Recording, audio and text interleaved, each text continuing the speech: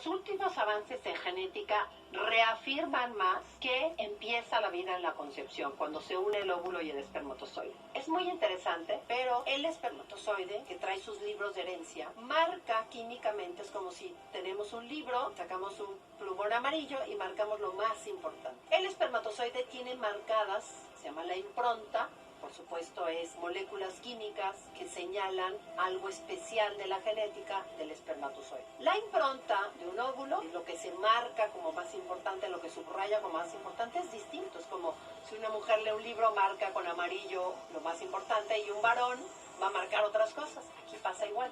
Los espermatozoides marcan una cosa, tienen una impronta, el óvulo tiene otra impronta, y cuando se unen se subraya algo nuevo, como en señal de decir: ya ni somos espermatozoide ni somos óvulo, somos un nuevo individuo humano unicelular. Entonces la impronta es distinta que nada más en los gametos, y la impronta son de las cosas más nuevas que hay, que nos permiten afirmar todavía con mayor contundencia que la vida empieza cuando se unen el óvulo y el espermatozoide. Ya un momento llamado concepción, fecundación o fertilización. Muy buenas noches. Hoy toca el tema, o quiero tocar el tema sobre el aborto, sobre la defensa de la vida y el niño por nacer. Resulta que todos hoy en día están muy entregados al tema del coronavirus, de la situación económica muy dura que se nos viene después de todo este tiempo de contingencia que estamos pasando. Pero si ustedes se han fijado en las redes sociales, se habla mucho de que son tiempos en los que hay que ser más empáticos, en la que tenemos que cambiar como seres humanos, ser más afectuosos con el prójimo, ser mejores humanos. Muchos todavía por ahí dan la tendencia de que hablar de esto es ir más allá de las cuestiones religiosas, de las cuestiones políticas, de las cuestiones sociales. Sin embargo, seguimos viendo también en las redes sociales y sobre todo en los congresos, muy particularmente hablando de México, de nuestro país, se sigue tocando el tema del aborto, se sigue tocando esa parte de la cultura de la muerte que sigue sin quitar el dedo del renglón, viendo el aborto como un derecho humano cuando no lo es, cuando precisamente el aborto es violar el derecho de una persona que aún no ha nacido, pero por el hecho de que todavía no ha nacido, no significa que no sea una persona humana, un ser humano. Por eso es importante que toquemos el punto, porque cuando volvamos a poder hacer nuestras actividades de manera normal, esta lucha va a seguir. Este encuentro entre la cultura de la muerte y la cultura de la vida va a seguir teniendo su choque. Y nosotros, como católicos, sobre todo nosotros como católicos, tenemos que seguir estando preparados en estos temas, porque nos vamos a enfrentar a una vorágine de acontecimientos, sobre todo porque viene la situación económica, y más que nada todos nosotros sabemos perfectamente bien que la cuestión del aborto no es cuestión de derechos humanos, es cuestión económica. Es un gran negocio muy lucrativo que todos persiguen. Cuando menos los defensores del aborto lo persiguen, no por defender la dignidad de la mujer, sino por la cuestión económica, por la industria y el poderío económico que tiene la actividad del aborto. Bien.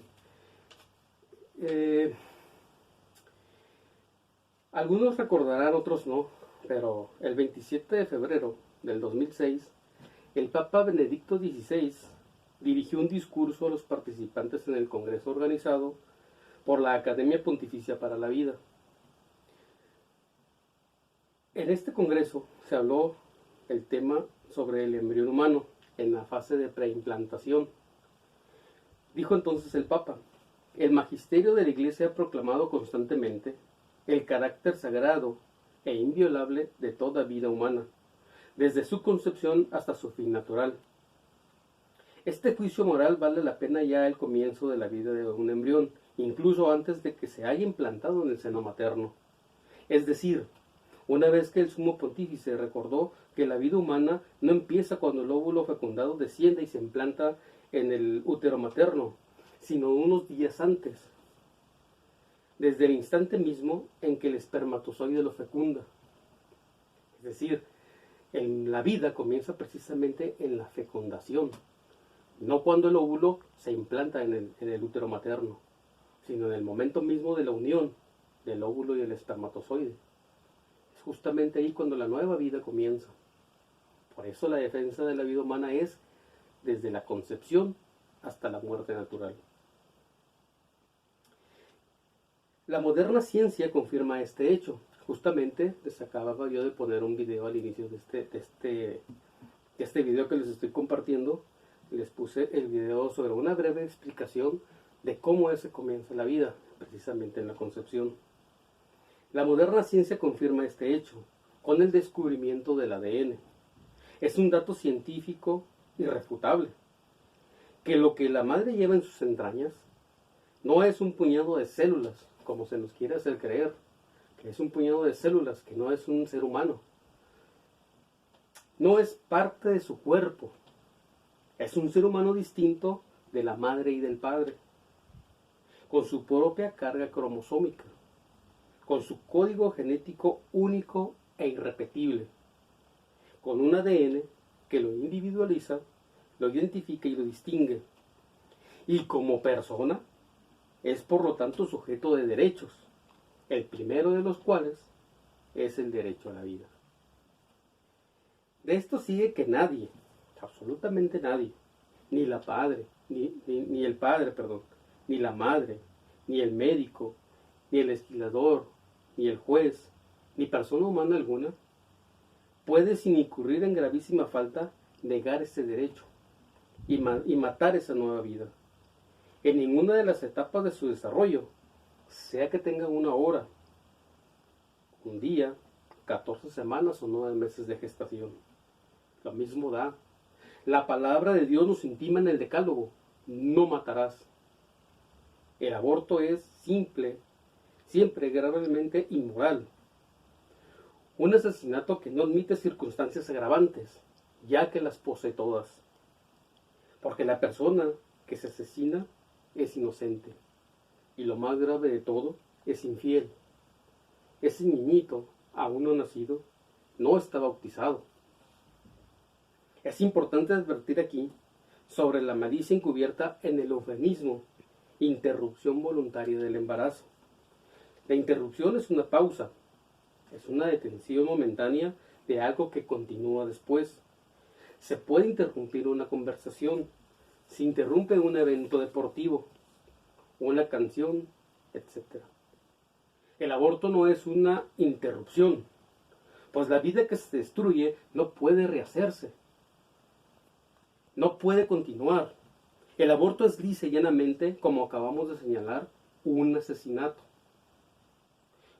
Como lo son los abortos producidos en los días previos a la implantación, por ejemplo los producidos por el DIU, que es el dispositivo intrauterino, y por las pastillas anticonceptivas, que tienen también un efecto abortivo.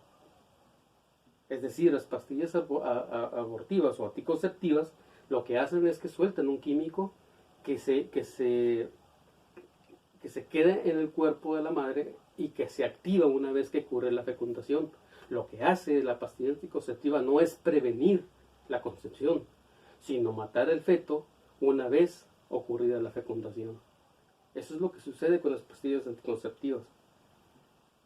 En su encíclica Evangelium Vitae del 25 de marzo de 1995, el Papa Juan Pablo II hablaba de la cultura de la muerte y decía que hay una verdadera guerra contra la vida.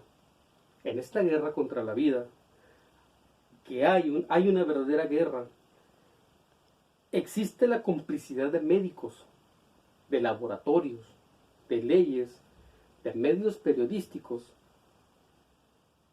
Por eso, a la vez que reivindicamos el derecho inalienable a la vida humana inocente, repudiamos y condenamos el horrible crimen del aborto. Y nos preguntamos, ¿cómo es posible que hoy, con el avance de la ciencia, haya quienes afirman que una bacteria, una simple bacteria encontrada en Marte tenga vida. Y un niño cuyo corazón late en el seno materno no importe nada. ¿Cómo explicar el desmesurado afán por salvar la vida del planeta y a la vez destruir esa vida desde sus comienzos?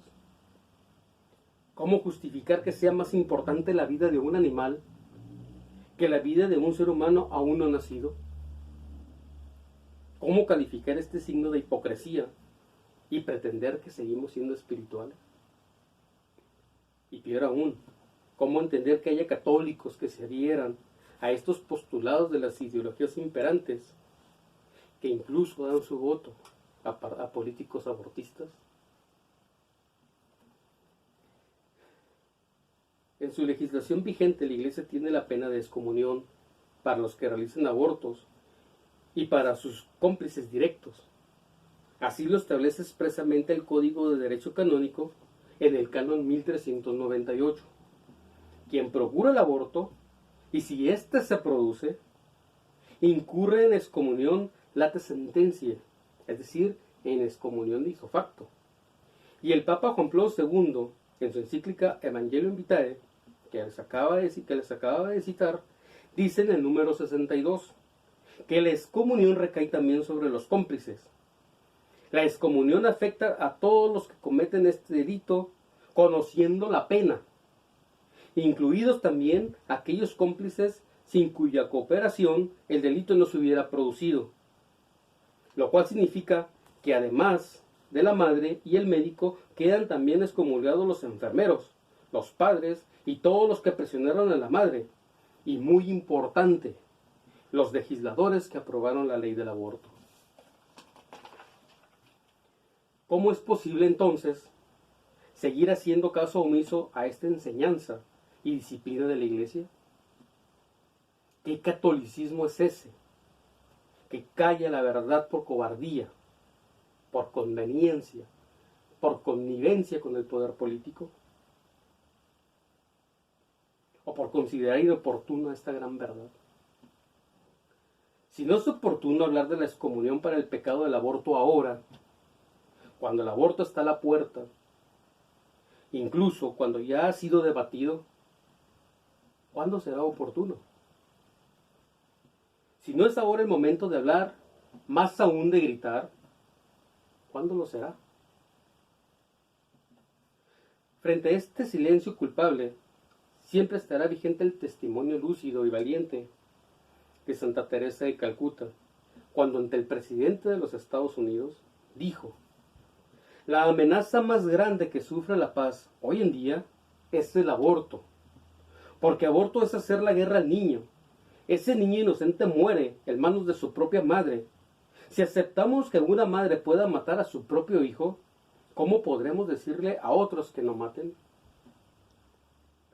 El país que acepta el aborto no está enseñando a su pueblo a amar, sino a aplicar la violencia para conseguir lo que se quiere. Consciente de la fuerte presión que las ideologías ejercen sobre nuestras autoridades y sobre la ciudadanía en general, con el diabólico intento de desterrar todo vestigio de vida sobrenatural, es preciso recordar una vez más estas verdades de orden natural, verdades escritas por Dios en el corazón de cada hombre y de cada mujer. Dos cosas voy a decir aquí para terminar. Y lo primero es que el debate mismo que se hizo sobre el aborto, lejos de ser un signo de madurez, de diálogo enriquecedor, por el contrario, ese debate fue un signo de putrefacción, signo de decadencia moral y espiritual de la sociedad actual. La matanza de una persona inocente, indefensa y sin bautizar no es algo que caiga en el campo de lo debatible. La vida humana, si es recta, no se quita y no se debate, se respeta y se defiende. A nuestros legisladores, a nuestros jueces, a nuestros gobernantes, les recordamos que hace 2000 años un rey corrupto se manchó las manos con sangre humana y ordenó la matanza de los santos inocentes, y que un gobernante escéptico y débil, previo debate democrático, absolvió a un culpable y condenó a un justo. Y lo segundo que diremos es, si defendemos la vida humana, no es porque veamos en ella un valor absoluto, porque de hecho tenemos que estar dispuestos a perder la vida por bienes superiores, dispuestos a entregar y perder la vida por Dios, por la iglesia, por la patria, por la familia, por la verdad, por la justicia, por el bien. Dice Jesucristo que no hay amor más grande que dar la vida. Católicos y orgullosos de serlo, sin ocultar, sin camuflar, sin disimular nada de nuestra fe, defenderemos la vida humana porque vemos en ella una participación de la vida divina, de esa vida divina que Cristo nos dio con el derramamiento de su sangre mediante su muerte y su resurrección. El odio a la vida es por lo mismo odio a Dios, odio a Jesucristo, odio a su ley, odio que se alimenta en el demonio, el cual es homicida desde el principio, como lo llamó el mismo Cristo Jesús. En este día pidamos a la Virgen por todos los niños del mundo que aún no han nacido y por todos aquellos otros que, víctimas de la cultura de la muerte, fueron asesinados antes de nacer. Que Dios les conceda a sus verdugos la gracia del arrepentimiento. Y a estas criaturitas les abra las puertas del cielo y que a nosotros nos conceda la gracia de ser la voz de los que no tienen voz, de los niños no nacidos, que sepamos librar la gran batalla de la defensa de la vida humana, desde la concepción hasta la muerte natural, enarbolando siempre y en todas partes la bandera de la luz frente a las tinieblas, del amor frente al odio y de la vida ante la muerte. Que así sea. Dios los bendiga, gracias por escucharme y que siga en nosotros viviendo y creciendo el gran ideal que nos une a todos: Dios, patria y libertad. Que Dios los bendiga. Buenas noches.